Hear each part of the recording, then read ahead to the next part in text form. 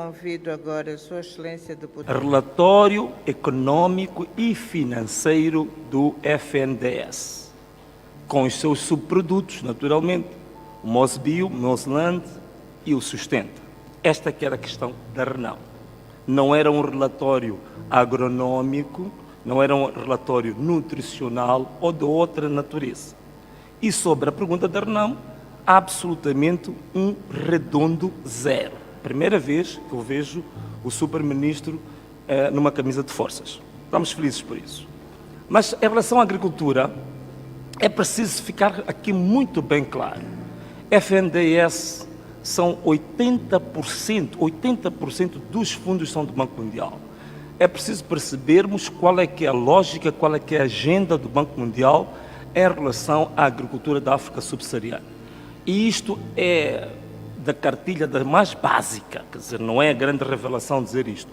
O Banco Mundial não tem absolutamente nenhum interesse em alavancar a agricultura na África subsaariana. Portanto, quem tiver a ilusão de que qualquer parceria com o Banco Mundial vai impulsionar a agricultura, realmente está redondamente iludido. O Banco Mundial tem praticamente 3 vetores de atuação na África em relação à agricultura. O primeiro é promover uma agricultura voltada para a exportação. Isso está claro. Ponto número 1. É por isso que os próprios resultados do Sustenta, e não só, os resultados do Inquérito Agrário Integrado, demonstram que houve evolução nas culturas de exportação, mas não no comércio interno na agricultura. Isto é resposta direta daquilo que é a cartilha da agenda do Banco Mundial, que é a agricultura de exportação e não o comércio externo. E os resultados do Sustenta mostram isso. Número 2, o Banco Mundial está voltado mais para a mecanização agrícola e não propriamente a agricultura de subsistência.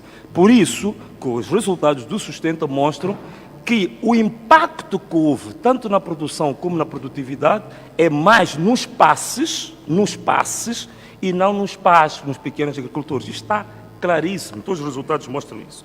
E por último, e isto não é dito politicamente, é exatamente criar apoio político aos regimes com os quais o Banco Mundial está tranquilo com eles. Está tranquilo com o regime da Frelimo. É preciso criar uma linha de financiamento para manter esse apoio político. É por isso que 80% deste valor é off-budget. Praticamente é quase fundo perdido. Daí que o Banco Mundial, que é tão rigoroso nos seus critérios de prestação de contas e transparência, que é digamos assim, é o arauto da transparência financeira a nível mundial, em relação ao FNDES, está a tolerar 7 anos de inexistência de prestação de contas económicas e financeiras ao povo moçambicano. Então nós temos um fundo, que é um superfundo, que não é só do Ministério da Agricultura, isto está a gerir praticamente, é um fundo que atravessa 2 ministérios, atravessa o Ministério da Agricultura e o Ministério do Ambiente, é um superfundo, mas que nunca apresentou até hoje nenhum relatório e contas ao povo moçambicano, que diz representar esse povo. E vejam só uma coisa, é que o próprio estatuto do fundo, é claro, quer dizer, nunca deixou dúvidas.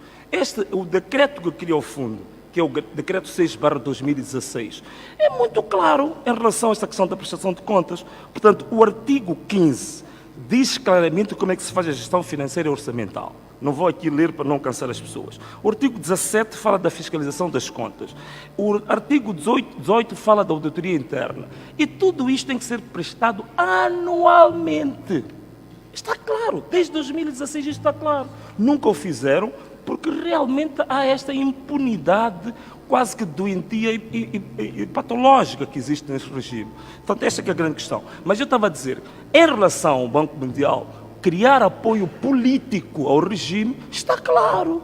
O trabalho, e até aqui vou citar para não dizerem que estou a inventar, uma das publicações da OMR, que é o destaque número 210, podem fixar isto, fez uma pesquisa naquilo que é o projeto da avaliação intercalar do Sustenta e descobriu uma coisa, os passes que são beneficiários dos tratores, das sementes melhoradas e do microcrédito, os passes, 100% dos passes entrevistados são membros do Partido Frelimo.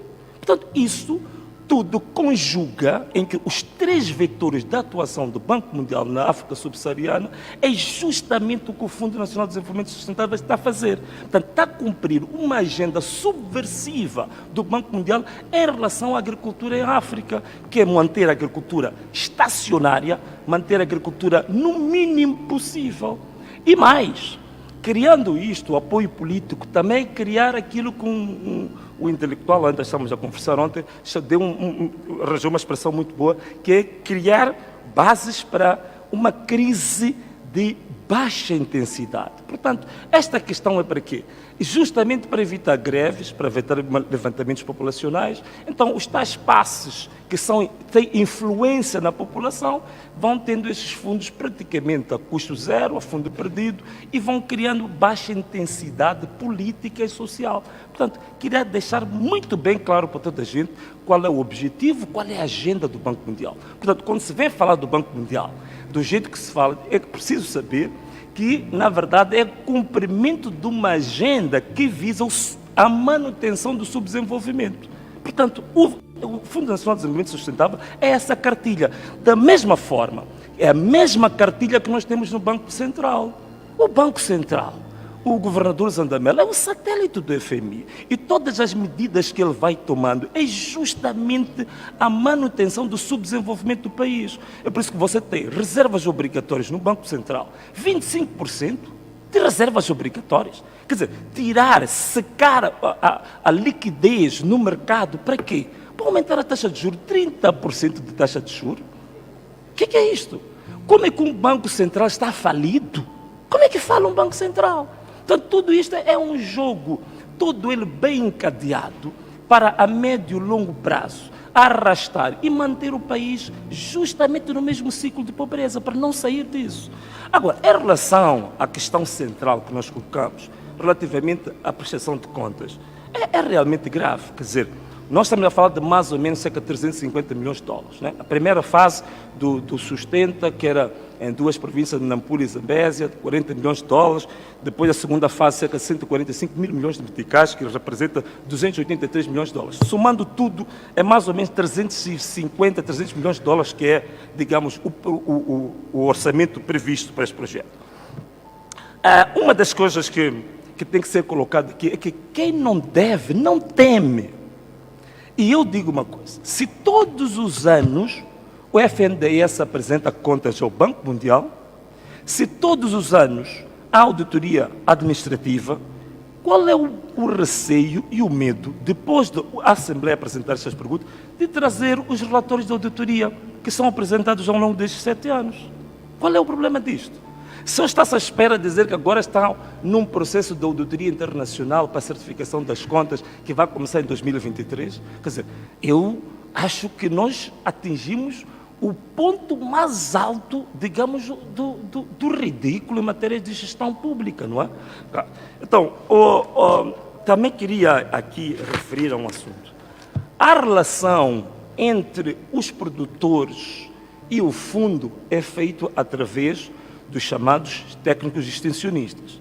E o ministro falou muito bem da grande contratação que foi feita na altura da pandemia, foi quase 2.158, né, sendo muito preciso, extensionistas contratados em 2020.